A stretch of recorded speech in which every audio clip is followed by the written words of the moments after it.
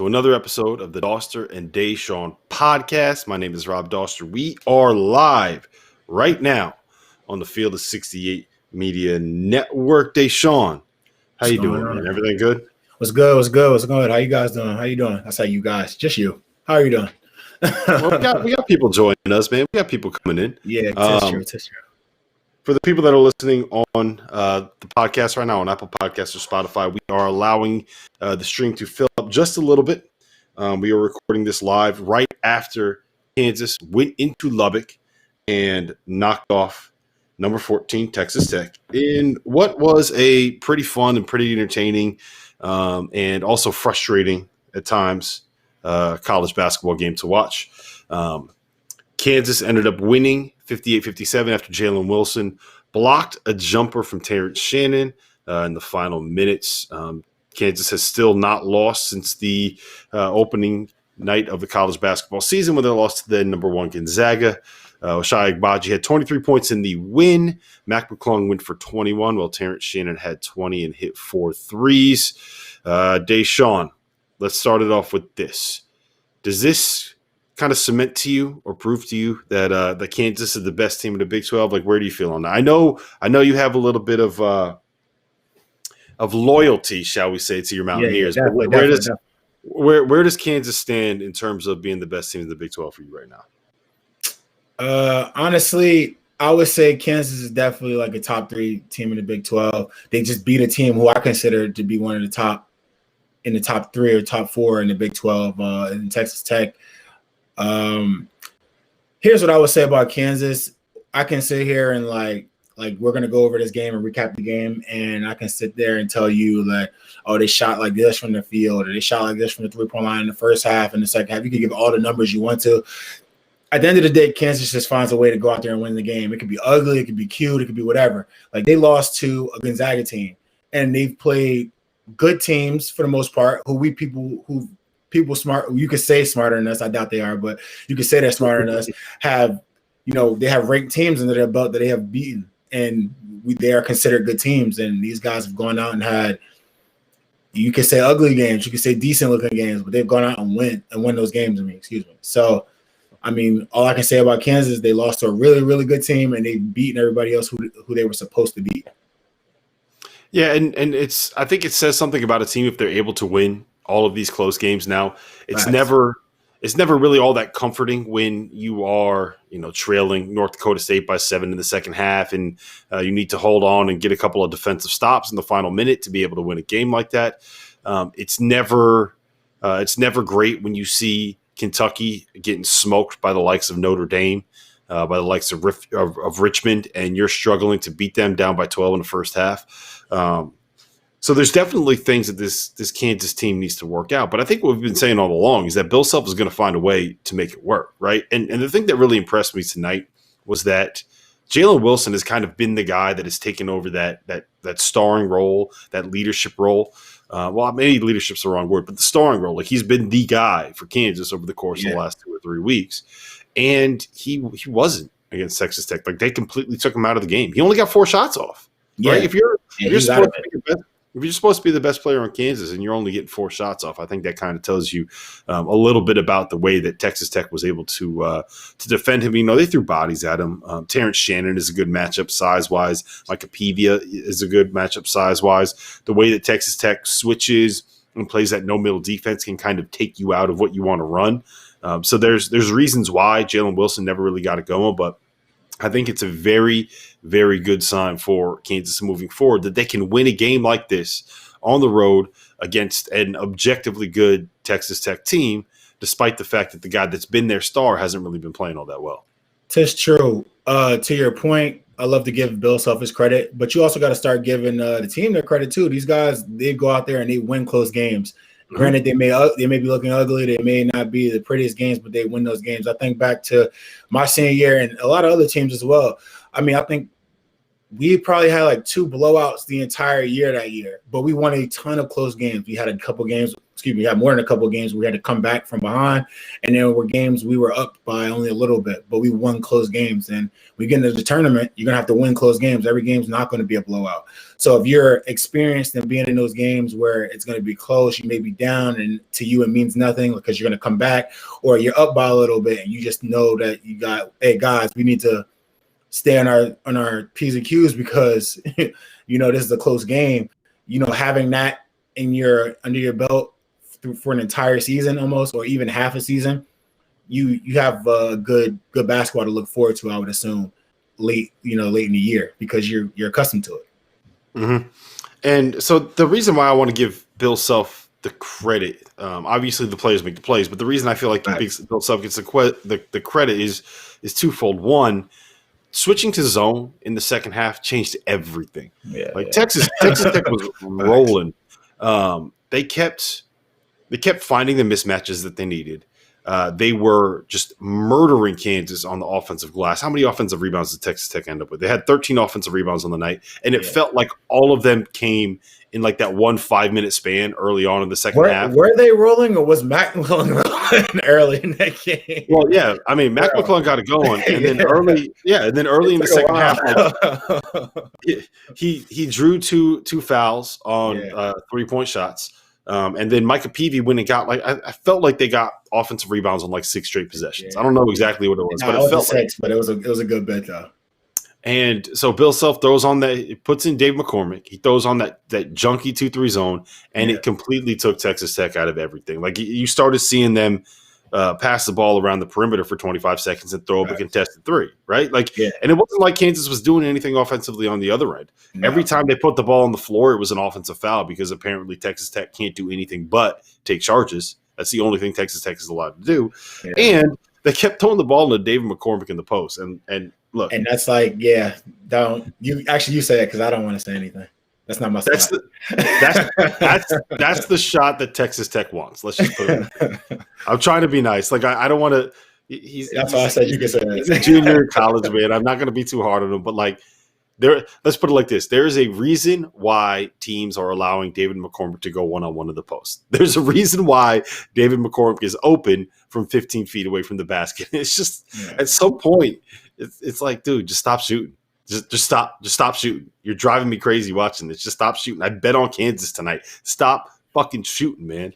I mean, he had to shoot though, because the guy I thought was supposed to be the guy this year, and my man Marcus Garrett, he had 10 and 10 tonight, but he's not picking it up on the offensive end as much. Abaji came out there and played well, so Jalen's not playing well. McCormick is doing his normal, not saying normal to downplay McCormick's play. He's playing a solid game, but him and Jalen both had the same stats today. And that's the most generous, solid game that anyone's ever had. Most generous I've ever heard of a solid game. You're sick. Go ahead.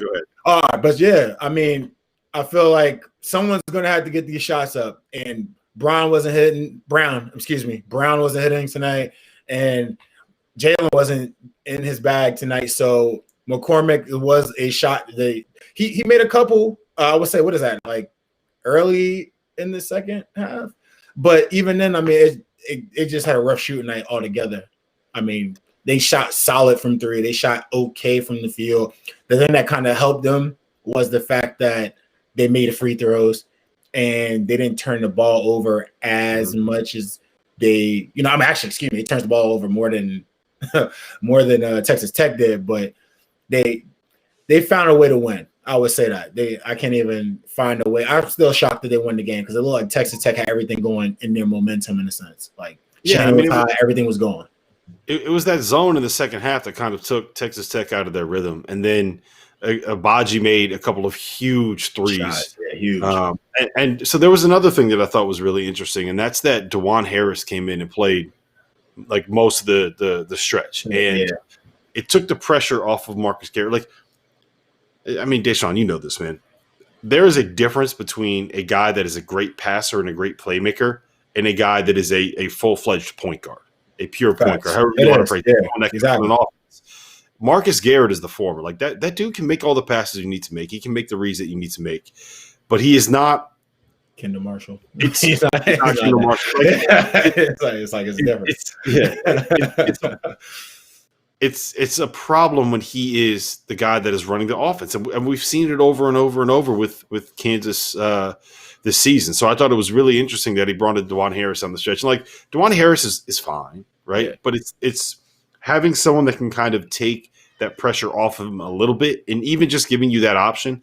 You know, I don't know if you want to use him for 30 minutes a game. That's probably not the best bet. But the fact that he came in, he made some plays, he stuck a huge three.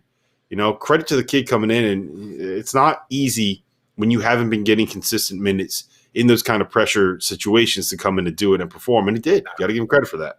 Facts, man. Especially thinking about, like, I thought that Thompson would have more of a scoring role. More of a point guard presence role on the team. But as you can see, like, he's more of like, you know, he's a scoring guard, which, I mean, you knew that coming in, but I just thought that it would give Garrett an opportunity to do what he did a little bit more last year with more scoring responsibility. But that didn't that's not panning out at the moment. You know, the season's still going. So, you know, I got faith in the guy I feel is supposed to be an All-American. Yeah, I mean, he'll get there. He's doing All-American things defensively, and he's able to be a playmaker. It's just it's too much. I think it's just too much because we saw it especially against a team like Texas Tech that takes you out of what you want to run. So you have to have someone that can go out there and facilitate and create on the fly and do things that don't come out of like a structured set play. Right. And I don't think that Marcus Garrett is that guy.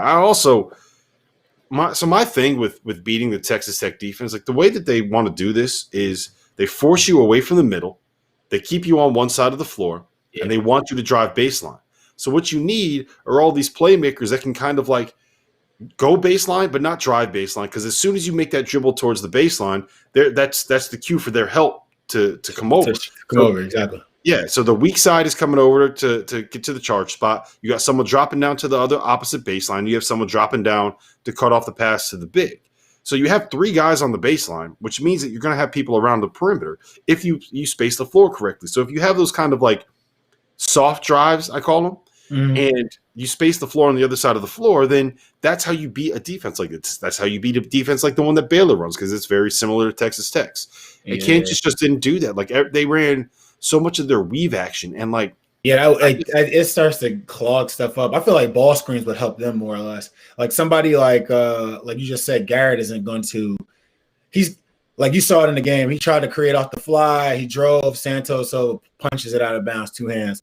Like he had a couple possessions where it didn't go the way he wanted it to go. I feel like ball screens would help their scenario out. Because you put the ball in his hand, he comes off a screen. Now he has the opportunity to keep two defenders, to find somebody else doing what he can naturally do, which is find people. But it also, if they don't stop him, it gives him the opportunity to create an angle and an edge to go to the basket. The weave kind of, it's just nonstop. I remember in the first half watching it, he couldn't weave one way, he came back the other way, couldn't weave the other way, came back. No one came, and then he ended up settling for like a jump shot around the mid-range area that went off the back rim, and it kind of left him in a terrible spot. So I feel like they need to add ball screens, man. It'll help them out in the long run and keep the ball in the guys' hands they need to keep the ball in. How do you feel about Texas Tech at this point? Like where do you stand on this team? I like the team. They're like a 2 or 3 man driven team. Looking at Peavy's game tonight, like it kind of felt like, all right, cool. He's not like a 10, 12 shots a game kind of guy. It's like he rests in that 5 a game. And then McClung, I mean, he's the head of the snake almost with him and Shannon. Like these guys are the main, like the predominant scorers of the team. They also didn't have a good game from Edwards today, but like, I mean, it seems like McClung and Shannon Jr. were the guys. And it's cool. The defense, once again, what did it say? They were number 1 in the country? It was efficiency? In Ken Palm's, it was in Ken Palm's rankings, and they're number 1 in the country right now. And I think that has to do a lot with what they have coming back, and it's still like Ken Palm's rankings until 2 months into the season have so much of the the preseason projections baked into the formulas. Yeah. But I mean, like their defense is they're really really good. They've beaten some good teams, and Their they defense can't speaks they can't volumes. they can't score yet. Like they're still a Yeah. mess offensively. Yeah, I would say offensively they're not all there. I mean, you could tell by they shot like 20-something% from three tonight. They shot 30-something from the field. Like they went to they do a great job of drawing fouls. Like they drew 22 fouls tonight, went to the free throw line 18 times and made 11, I think 10 or 11. Like so their shooting as a whole needs some work. But defensively, they did everything you would want them to do. By the way, the defense is set up, like that style of sending everything baseline to help coming over, them being able to crowd on and making sure not allowing middle drives and so on and so forth. They kept Kansas to under 60 points. Like what? Like what do you want? It's a team that's supposedly like besides like maybe one other game, like they have like 80 points in games or 70 points in games. Like they're at under 60 or 60 or whatever the case may be. Like they did a great job defensively. I feel like they're there. What is it, Coach Beard? Great job. Like they're there. It's just offensive. Their offensive arsenal needs some work. Can't shoot 61 from the free throw line. You can't shoot 26 from the 3-point line. And you can't shoot 32 from the field and expect to win games. And not to mention their shooting. It highlights the assists and the turnovers. Like they had 7 turnovers, which is great, but they only had 8 assists. So it's just like people aren't making shots. Yeah, I mean everything was one-on-one, and even down the stretch, that really came to the forefront. Terrence Shannon, the shots that he made, I think, are a big indicator for Texas Tech moving forward. Because the thing with him is, like, we know what he can be defensively, right? Yeah. And it's not really a secret of what he can do off the bounce. And there are people that were around that Texas Tech program last year that told me that he was probably the best pro prospect on the roster because he had the physical tools and because he had the switchability and blah, blah, blah, and all the stuff that makes you intrigued in a player. The only problem was, like, the skill wasn't quite there. The shooting wasn't quite there. And even this year, like, he was coming into this game, he was shooting 22% from three. Yeah, they said he made 2 threes prior to this game. Yeah, and he came in and he knocked down 4 or 7 tonight. And he made a couple of tough threes. I think it was 3 in the final 7 minutes that he hit. So if that comes around like that, Terrence Shannon playing the way that he played tonight is a game changer for them because it gives them another outlet of creativity offensively. Yeah. And the biggest thing, if you look at Chris Beard's teams, the ones that he had the most success with, right? What they would do is they run that motion. And if they don't get anything out of it, then they gave the ball to Keenan Evans and they said, all right, we're going to give you a ball screen, go make a play. Yeah. That was the year that they made it to the Elite Eight. When they made it to the national title game, what they did was they run motion.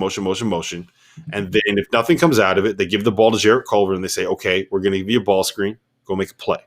And that works when you have your point guard is the Big 12 player of the year and a guy that has played in the NBA and Keenan Evans. That works when your playmaker and your go-to guy and your lead guard, which is what Jarrett Culver was, is a top 6 pick in the NBA draft. It doesn't work when the guy that you're relying on is Kyler Edwards, like it was last year. Yeah. It doesn't work when you're relying on Jamias Ramsey to be Marcus Smart, and it turns out that Jamias Ramsey is basically a guy that can just space the floor and knock down jumpers. Now, he did that really well, but he wasn't what we thought he was going to be. Kyler Edwards, that's who that staff wanted to be their star last year. Like they were waiting for him to take a step forward during last season, and he never quite took that step forward. Tonight, he was 0 for 9 from the floor, 0 for 5 from 3. He had a rebound and an assist. Complete terrible night. No impact on the game whatsoever. Yeah. And you can't have that from the guy that is supposed to play that position. And Mac McClung, he's fine. You want him to be the guy that can go out and get a bucket, but you don't want him to be the guy that you're relying on to run that offense through. He's not that passer. He's not that player. So to me, that is what they are still missing. And I don't know if Terrence Shannon can be that guy, but if you have 2 guys that you can just trust to be able to give the ball to and say, okay, go make a play, and they can go make a play, that takes some of the pressure off. It makes you less predictable. You're not going to have the playmakers. It's not going to be as easy when you don't have a point guard facilitating. But having two guys that you can just kind of line up and say, okay, go score is much better than having one guy that you can line up and say, go score. And that's what I thought they were going to have when it was just Mac McClung. But if Terrence Shannon can be this guy, like, they need that because things can get real ugly offensively for Texas Tech. Yeah, but it'd be awesome if they had Edwards as a little bit of a foundation. I feel like they're lacking that foundation. I mean, to have guys that you can give the ball to when shot clock's going down, or you just need a basket really quickly, that's cool to have, but that's not what the game's going to come down to for the majority of the game. And you need somebody to be like your foundation. That's why I always talk about Villanova. I love Villanova because it's like Gillespie is going to be the guy that can get you a basket in the perimeter from time to time, so on and so forth. And Justin Moore as well, and these guys. But like foundation, Robinson Earl is the foundation of that team. Like how they go where he goes. So I feel like Texas Tech is missing that piece of, whether it be Edwards, I don't know if it's going to be McClung. I feel like McClung, like you said, is going to be the guy that gets it and you can score in a pinch type stuff and just get shots up. If he's consistent enough, he'll have games where he gets 20. If not, then, he'll have low teen games, so on and so forth. But like they need a little bit of foundation. Yep. I agree with you there. Anything else on this game, or should we kind of move on? Shout out to Kansas. they won a tough one, so they deserve all praises tonight, man. Shout out to Bill Self and the Jayhawks. You're not beating my Mountaineers. It's gonna be fun, man. Like, it definitely is. I'll tell you this much. The thing, and we've discussed this before, but the more that I watch Kansas play, and the more that I watch Texas Tech play, and even the more that I watch Texas play, like I just think that West Virginia, with the shot makers that West Virginia has, and the fact that their big guys are more adept at being able to blow up offenses on the perimeter offensively, at being able to switch, at being able to eliminate ball screens, like they can win the Big 12. And I know that's saying a lot, but the fact that they can play big without risking being exposed, like for the mismatches by teams playing small. Like, okay, so let me take a step back. What made Baylor so good last season, in my opinion, was that Freddie Gillespie and Mark Vital were unbelievable offensive rebounders, and were also guys that could switch onto a point guard if you needed them to. That were also guys that could protect the rim, right? Yeah. Now, West Virginia has that a little bit too, right? So when they're playing Oscar Tshiebwe out there, he's not Mark Vital, and he's never going to be like Clint Capella. But I mean, if you go and watch the Gonzaga game, he's out there denying Drew Timme 45 feet away from the basket to eliminate a ball reversal. He's out there getting into passing lanes to make sure that Richmond can't run their Princeton offense stuff. Mm-hmm. If you need him to, he can switch onto a smaller player, right? So they can play big. They can bury you on the offensive glass. They can bury you in the paint. They can say, fuck spacing. We're just going to go and get 2 points on every single possession. Yeah. And they can do that without getting exposed defensively for having that size on the floor. So that works in college. We've seen it work in college before. And combine that with the fact that like you got these shooters that are making shots now. Like West Virginia is really good. But the Big 12 top to bottom, well, maybe not top to bottom because we've all seen Kansas State play. Yeah, I was going to say. We've all seen Iowa State. Let's relax. That's ugly. But those top five teams, it's crazy to think that like Texas Tech, here's my honest opinion. Texas Tech is like a far and away the fifth best team in that conference.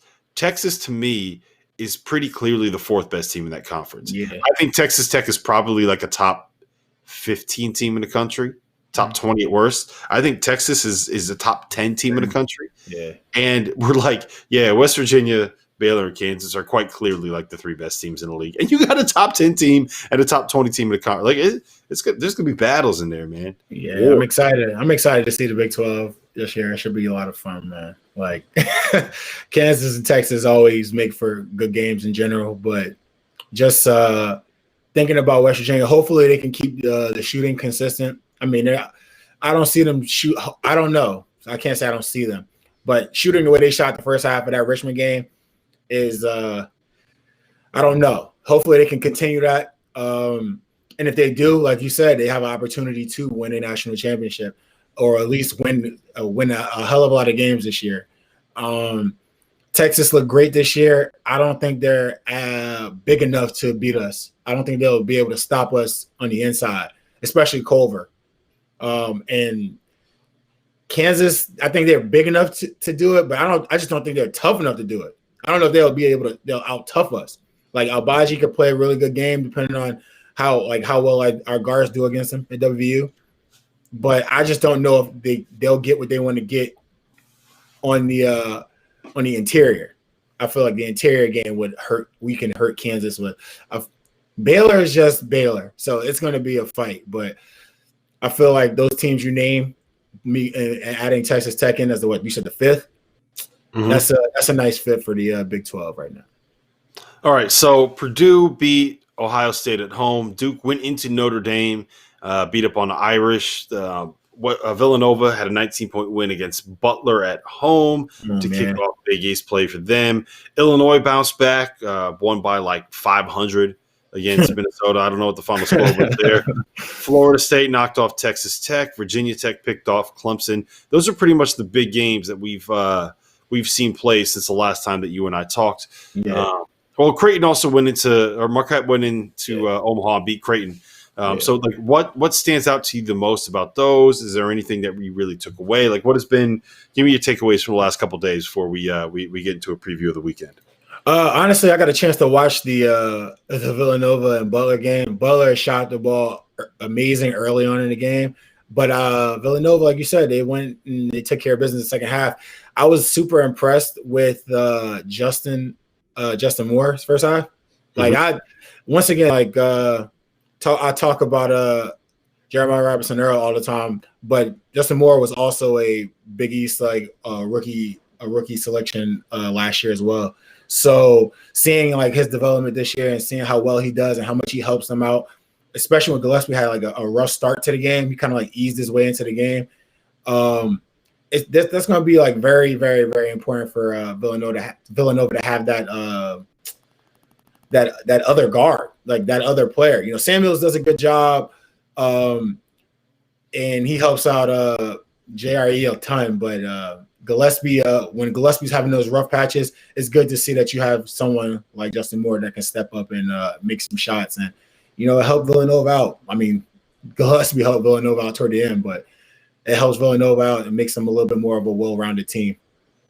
Yeah, Caleb Daniels too. Caleb Daniels, there we go. I couldn't even think of his name at the time. It was like rattling in my head. The thing about both of those guys is that they're just like so quintessential Villanova, right? They can defend up or down. They make threes. They can play off the bounce. They can dribble into the lane, come to that jump stop, and pivot around until they find someone open. They can score in the post. They can pass. You can play them in ball screens. You can play them as the screener in ball screens. They can space the floor. Like, they just do everything on a basketball court that you need someone to be able to do. So, yeah, like when those guys are making shots, and here's the other part of it. When they're making shots and you have to defend those three guys out around the lane, then when Villanova does run those actions where they can kind of isolate JRE like at the foul line area, kind of in the head of the key, and just let him go one-on-one against opposing bigs, like, they got no shot because they can't help, and no big in college is going to be able to stay in front of him. Yeah, he's too quick. Yeah, so I love the way that they have the offense set up. Like, the key to Villanova is just going to be, can they control penetration? And I feel like there are times when I watch them play and I'm like, yeah, you know what? If you put me out there, I'm getting to the rim if Colin Gillespie's guarding me. I'm getting to the rim if Caleb Daniels is guarding me. So that's the big thing, is whether or not they can control dribble drives. So yeah, Marquette beating Creighton. Just Creighton can't really guard. I mean, they bounced back with a nice win over St. John's tonight, but it's just, if you can't get stops, you're not going to be able to win. And Marquette just lit them up offensively, man. I think it really is just that simple. Marquette is on a run, though. They got some they got some names under their belt so far this year. Yeah. Some ranked names under their belt. They won at Creighton and they beat Wisconsin. So I mean, they're good, man. They got those two freshmen, Dawson Garcia and Justin Lewis, that can really play. That gives them a level of toughness and athleticism, kind of at that forward spot that they haven't really had. Like normally when you see them playing small the last couple of years, it's been guys that have been kind of threes that have been forced into playing bigger roles, whereas Justin Lewis and Dawson Garcia are like probably college fours, and they are good enough where you can slide them down a little bit, and that kind of that like again that help when you can play big and match up with teams that play small. Like that's how you win in college basketball. That's what you got to do. Small ball killer anywhere, man. Yep. If the teams are playing small ball, your four, especially your four man, and including your five, can go out there and slide in perimeter. Yeah, that's small ball killer. Like it's nothing that the purpose of that is to expose bigs, and if you can't expose the big and you can't create a mismatch out of it, and there's no mismatch, it's done. So now you're going to beat them up on the boards, and then you're going to beat them up on the block on offense. Like it's just you get nothing out of it. Like, yeah, and like this isn't a new phenomenon, right? No, we're not breaking new ground here, right? Like so, go back and look at 2018 national championship, right? They won because Jalen Brunson would post up and Omari Spellman would make Villanova won because Jalen Brunson, their point guard, would post up, and Omari Spellman, their center, would step out and knock down threes. He shot like 42%. Go and look at the Warriors teams that won all those titles. They played with Kevin Durant, who was a 7-footer, and Draymond Green, who was a 6'6" power forward, right? Like they weren't playing small ball. They were playing skilled ball. Look at the Lakers last year. Their starting lineup would go like 6'6", 6'8", 6'8", LeBron, Anthony Davis. And everyone was like, yeah, they're playing small. It's like, no. They just happen to have two big guys that play on the perimeter and surround them with shooters. And like that's it. That's how you win. Like basketball has been beaten. The theory for basketball has been beaten. It's like when you go and you figure out how to finally beat like that one boss in Mario or whatever. You just keep hitting the same spot. Like it's a done deal.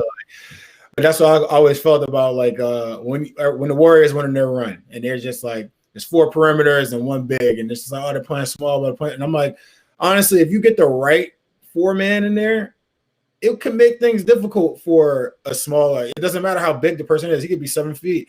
If you get the right 4-man in there, it can make things difficult for small ball. It's just that there was never the right time. They weren't playing the right forwards. They had mismatches and they exploited those mismatches. So small ball, it doesn't matter if a college team plays small ball. If you have the right forwards, the right bigs for the spot that can defend the perimeter, and they can score in the block as well, and you can score in the block as well as the team, you have nothing to worry about. So I've gone on this rant before, and I'm going to do it again right now before we get into the a breakdown of Iowa versus Gonzaga. But like small ball is not what you're trying to play when you're like at any level. You don't want to be smaller. Yeah. You want to be skilled. You want to be more skilled at every position. You want to be able to create the mismatches at every single position. And actually, we're sitting here, we're recording this live at like 10 o'clock on a Thursday, and we just touted up Marquette, like how they got some bodies on them. Yeah. And they're losing by 10 at home to Seton Hall. Yeah, Seton Hall got 17-7. Last time I turned around before we started talking. Yeah, so Marquette has scored 28 points in 22 minutes, and we're just over here. Biggie's basketball, man. Biggie's basketball. Yeah, just shot up Biggie's basketball. But yeah, so just to finish my rant, it's small ball is not a thing. It's skilled ball. You want to be more skilled at every position. You want to have the same height, but have the more skilled player on your roster. That's what it is. It's not small ball. It's skilled ball, and they want to space the floor. So that's the end of my rant. All right, Iowa, Gonzaga. If Baylor Gonzaga doesn't happen, this is probably the game of the year. We got Luka Garza going up against Drew Timme. We got Jalen Suggs, who is probably going to end up being healthy. We have two teams that want to run. Two teams that want to chuck up threes. Two veteran teams. Two teams that don't necessarily love playing defense. Like I cannot tell you how excited I am. I know you're excited. Oh, it's going to be so much fun. I know you're excited. I can tell. Who do you have? Gonzaga. That's what I'm with you. So here's my thing.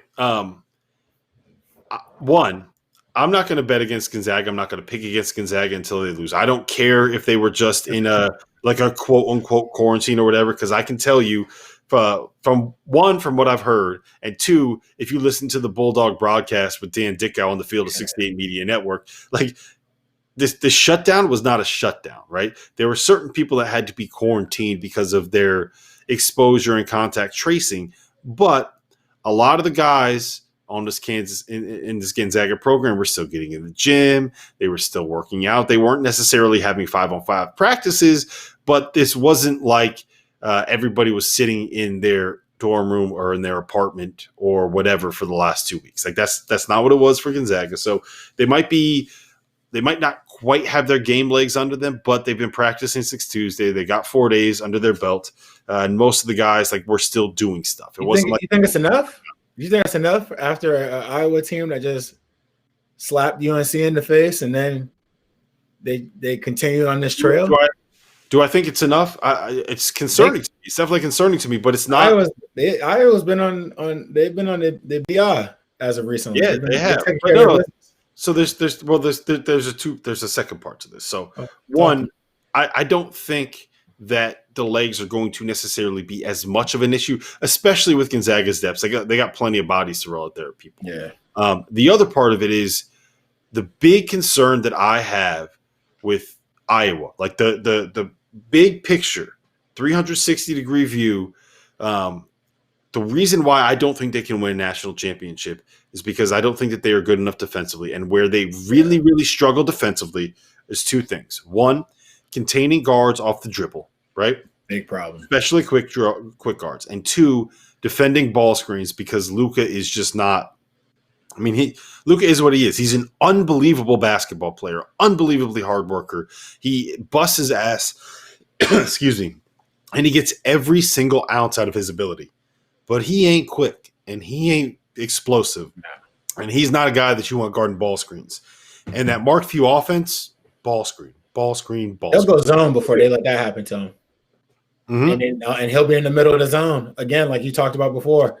And they'll have to step out to that corner if they have that quick reversal.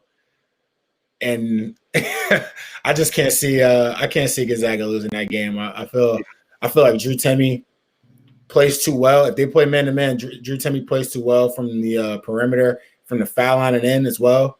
Luka Garza is going to have to defend him. I personally, I remember early in the season we watched Virginia play, and I was sitting there watching Hauser, and I was sitting there, I was like, wow, he may be like one of the quickest bigs this year that I've seen. And then right afterwards, I watched Drew Timme play, and I was like, nah, case closed. To me, he's the best big. Like Garza may be player of the year and so on and so forth. I kind of feel like Drew Timme overall is he has a lot of everything. Like he's not just extremely big. He can score left hand and right hand similarly. He can stretch the floor a little bit more consistently than I feel Luka Garza can. Luka Garza is very dominant. He's more dominant than Drew Timme is, but I feel like Drew Timme can make it very difficult for him. And then, like you just brought up, the guards being able to defend from Iowa, they're not defending Suggs. They're not defending Kispert. They're not doing that. And ball screens in the mix and so on and so forth. It's not going to happen. So I have Gonzaga winning that game as well. Yeah, and you mentioned the zone. I don't think you want to zone Gonzaga. Exactly. That's the last thing you want to do. Because here's the other thing. They literally have 3 point guards on the floor. One of them is a guy that is going to play for the French national team one day, and Joel Ayayi, he's an NBA player. One of them is Jalen Suggs, who did not tear his Achilles tendon. He ended up – we thought he did, and then he ended up playing the rest of that game. And the last one is Andrew Nembhard, who started for 2 years in the SEC, transferred after Jalen Suggs might have torn his Achilles but didn't. He came in and he had 19-6 against your West Virginia Mountaineers, right? The sun shines on the dog's ass every now and again. Continue. Yeah, so they have too many good passers, too many good shooters. Drew Timme can pass the ball out of the high, but like you just don't want to zone them. And I feel like the best way for Iowa to defend Gonzaga because of their issues guarding ball screens is the zone, and it's just their zone is not very good. It's not. It's not. But here's the one last thing that I'll say about this game. And Iowa has so many dudes that can shoot. And it's not like Gonzaga's great defensively. We've seen Luka Garza go 6 for 7 from three in a game. We've seen him hit 5 straight threes in a 7-minute stretch. We've seen Joe Wieskamp hit 6 threes in a game this year. We've seen Jordan Bohannon hit 6 games in the 3 this year. CJ Frederick is just a lights out knockdown shooter. Jack Nungy is a 7-footer that can space the floor and make shots. Like there's a realistic chance that Iowa can make like 23s in a game this season. And if they make 23s in any game, they're winning. They're winning. You have a very good chance of winning that game. If Iowa makes 23s against, and this question was actually asked by Lightfoot is cool in the chat. And like if Iowa makes 23s, then I'm not going to guarantee a win because Gonzaga could legitimately score 110 points in this game. But I do think that there's a real world where they make 23s, and if you make 23s, then you're going to have a chance in any basketball game that you play, even if you're playing Gonzaga this year. Well, I feel like if they make 23s, that's going to open up the pain for Luka to just go bananas. And I don't see him having a UNC game where he just shoots like 6 for like 16. I feel like if he got 16 shots up in the paint with Timmy on his back, that he's going to get a 20 ball. Like that, as easy as I made it seem that Timmy can outwork Luka Garza. Luka Garza can put the nails to Timmy on the block. Like Timmy isn't the strongest interior force or interior presence defensively. So I mean, this is not a knock on my West Virginia guys, but like my guy Derek Culver, my guy Oscar Shewa, they made it very difficult for Timmy physically. And Luka Garza is a big guy. And he's not the type of dude that's just out there like just chilling. Like he puts a body on you from the beginning of the play to the end of the possession. So I don't know, man. It's gonna be a great game. I'm looking forward to see who makes the most threes. It's gonna be a very, very big shootout. So here's my question for you. What do you think the over-under is going to be in this game?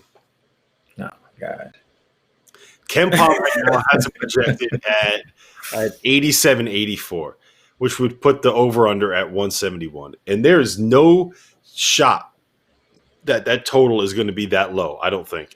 My guess is it probably ends up being like 177 or something. And I'm going to take – no matter what that total is, I'm going to bet on the over. There's no questions asked. I'm going to bet on the over. You just hope that they don't just – but you have to hope they don't shit the bed. So, like, we know what Gonzaga can do. Like, here's the thing. Like, all right, we know what Gonzaga can do against numerous ranked teams. And we saw what Iowa did with UNC and some other teams as well. But I haven't seen them play a ton of ranked opposition to just give them that, like, you know, like they took advantage of a team that didn't take them serious from the perimeter. When I say they didn't take them serious from the perimeter, UNC was like waiting underneath the 3-point line, almost like with their hands kind of down, chilling. And these guys were coming to the NBA line and just like putting them up clean, no one there, late contest, to the point where it was too late. And they were like 12 points down. Yep. Like this team, Gonzaga, I feel like they know what they're getting ready to walk into. It's not going to be, oh, we need to just stop Luka. No, it's like we need to like pay attention to everything that's going around, because Few in his day, he snuck a couple of teams that were supposedly like bigger, better teams, or so on and so forth. So he knows what he's doing. He's not going to go out there unprepared. Like he knows, all right, cool. I got to stress that my guards have to go out there and defend it. The guards go out there and defend and actually do what they're supposed to do. I don't know if it'll be that close. I don't know if they'll get that 80 that you would bet over for. Yeah, so I hear what you're saying, but it's just there's too many good shooters. There's too many mismatches on the offensive end, and both these teams just play so fast. Like that's my thing, is that this game is going to be like this. It's a blur. It's going to be like watching a ping pong match where you're like this, right? It's just going to be back and forth. So with how good they are offensively and how well both these teams can shoot and how fast they're going to play, like I would not be shocked to see this game get to the 90s. I think we're going to be playing a game into the 90s. Now, I need an official score prediction, an official pick for the winner from you. Gonzaga 78, Iowa 69. 78-69. All right, I'm going with Gonzaga 1. Ooh. Yeah. Say that again. Say that one time. Is it Gonzaga 108, Iowa 94? And my logic 108 to 94. Yeah, I'm doing it. I went there. Remember. Yo.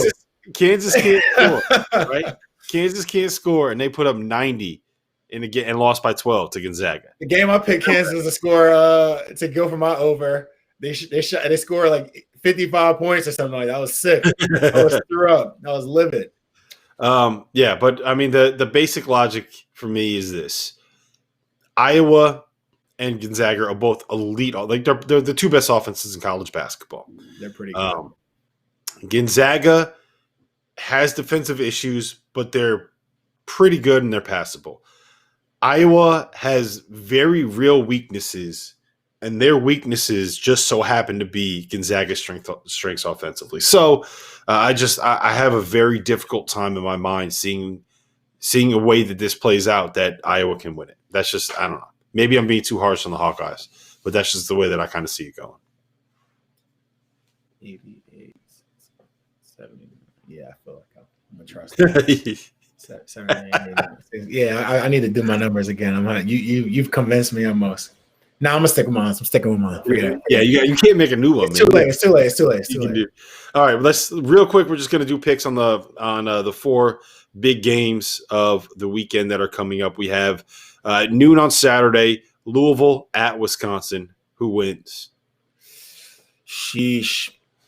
I'm not gonna lie. I'm gonna go with Wisconsin. You like Wisconsin there? Yeah, I like Wisconsin.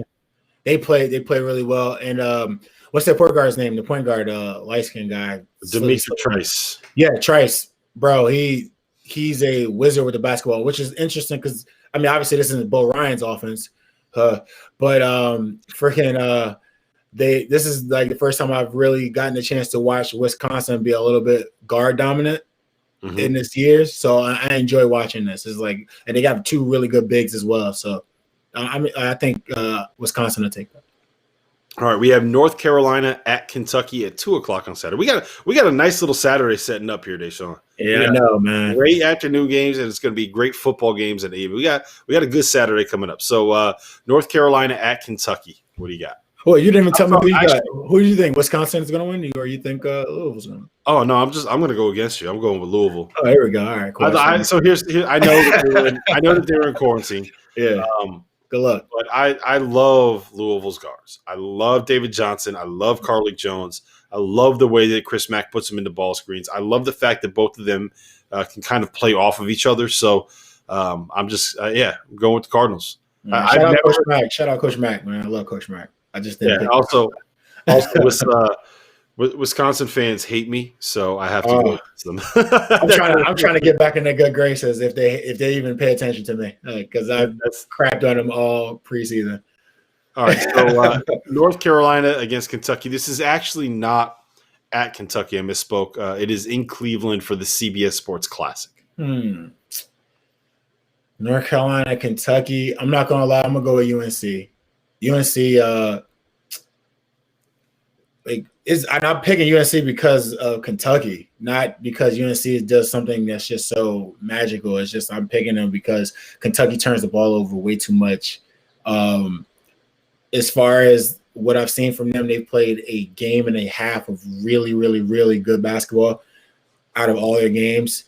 Their UNC's bigs are a little bit more alert and active than I would say Olivier Sarr and the rest of the bigs on Kentucky are. I just feel like UNC will have the upper hand in the paint more or less. and if they run, then and they can like how can I put it? They can beat because you want Kentucky to run, but they turn the ball over so much, you're not going to get anything efficient out of it.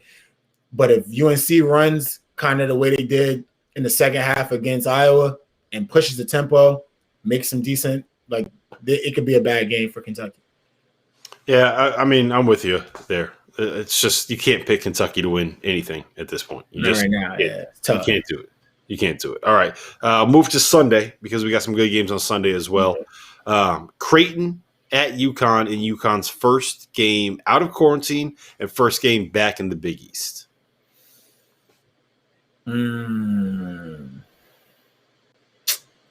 Creighton. What am I talking about? Sorry. Creighton. They still have the biggest player of the year in their team. Who I mean, they're a good team. I mean, well-rounded team.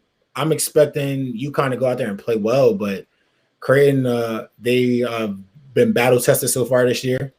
I want to say how many ranked teams that they've got so far under their belt? Like 2 or 3. I mean, I don't know if they haven't won them, but they played like 2 or 3 ranked teams, I would assume. Yeah, they have a tough schedule. Yeah, they have a tough schedule. UConn just had their second shutdown.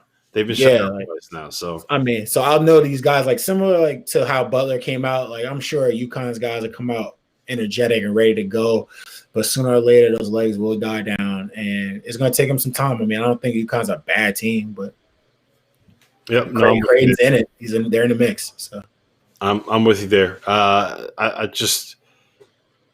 You can't pick a team that's coming out of their second shutdown in the course of like 6 5 yeah, that's what I said. You can't do it. Illinois at Rutgers at 1:00 on Sunday. Hey, about your boy Ron Harper Jr. Listen, this is tough for you. It's tough. Tough for you. Not really. The only thing that makes it tough is one of my guys. One of my guys is over there. My boy Ben. He's an assistant coach at Rutgers. Yeah, but, I know Ben. Ben that's family. That's West Virginia family. That's East Coast family. But and Ron Harper Jr. is amazing, but I can't pick against Illinois. Like I just can't. Like Dosunmu is just unreal. He's a great leader. I'm expecting Miller and Frazier and these guys to have a better bounce back game than they have played their previous games. Carbelo's been playing great the last two or 3 games, and hopefully I almost said his name wrong. Coburn can come out and have some consistency in this game, and we can keep Georgie out of foul trouble, and you will have a Illinois win. Rutgers is a very good team. Now, it'll be a good game, I think, but if you can't stop that transition, which I don't see many teams doing, if you can't stop the run, Illinois is going to run over you, and it's going to be a bad game. All right, so you're taking Rutgers to lose. All right, I just texted Ben Asher. Leave Ben out of this. Ask Da'Sean who we picked to win on Sunday. And I'm going to lie to him right now unless he watches this. I'm going with my Scarlet Knights. You don't just walk into the rack and expect to get a W. You don't just walk into the rack and win. Yeah, you do. I've done it for years. I used to do it all the time for fun. Not with Steve Peichel there. Not with Ben Asher on staff. Ben Asher was on my staff at that time. You don't just go to the rack and get a W, baby. Rutgers is legit. Ron Harper Jr. is legit. No, I just mostly think that they have the size to be able to deal with Kofi inside. Yeah. And I do trust them to be able to kind of corral the guards a little bit, especially in the ball screens. And I don't know, man. It's just Rutgers got the feel of that team that is going to win games that you do not expect them to win. They're tough. They like I said, Ron Harper Jr. is a stud. Mismatch, man. He's a mismatch, bro. Geo Baker's healthy. I think that's a really good team. They got this freshman, Cliff Amaruri. I hope I'm saying his name right. Where's he from? Somewhere in New Jersey. And that's not familiar. That's what I was wondering. Yeah, his brother played at Rutgers and then transferred to. All right, cool. Yeah, and so like he blocks shots. He's a vertical spacer at the rim and ball screen. Like he's just really good, really solid player, and adds a dynamic that I don't think Rutgers has had in a while. Like when was the last time the Rutgers had a dude that was that good? Like he was a top 50 prospect. So like it's been a while since I had a player that good. So yeah, I was gonna say it's been a while. Scarlet Knights, baby, RU. Let's go. Last game, we got Cade Cunningham going into Austin, into the Irwin Center to take on the University of Texas Longhorns. What do you got there? Cade Cunningham will have an amazing game, but Texas will win the game.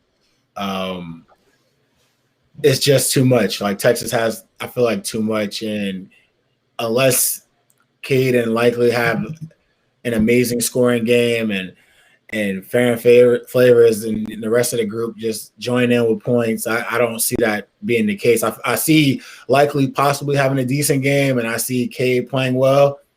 I don't see them beating Texas. Like Texas is got four perimeters out there and the bigs that they're gonna overwhelm Oklahoma State. Yeah, I mean, I don't trust Cade Cunningham's supporting cast enough. Yeah, and that's why. And I do think, I do think that Shock is good enough to kind of take away they take away Cade Cunningham and limit him as a player. So I'm with you there as well. So I think the only ones that we differ on are I got Rutgers, you got Illinois. We all make mistakes. Don't worry about it. Continue. What were you saying? and I have Louisville and you have Wisconsin. But I think that's it for us, man. As always, please rate, review, subscribe to this podcast. If you're still here, you've obviously enjoyed what you've been listening to. Giving us those ratings, giving us that interaction helps us in the metrics. It helps us in the rankings, and it helps us grow this podcast. If you do that for any of the podcasts you listen to on the network, it really does help. I promise you. So if you're listening to this and you want to support us, that's the best way that you can do it. So rate, review, subscribe. And as always, Da'Sean, it's been a great podcast, man. It's great catching up with you. You know what we do on this podcast. We talk ball. No interviews. Just ball. No interviews. We talk ball.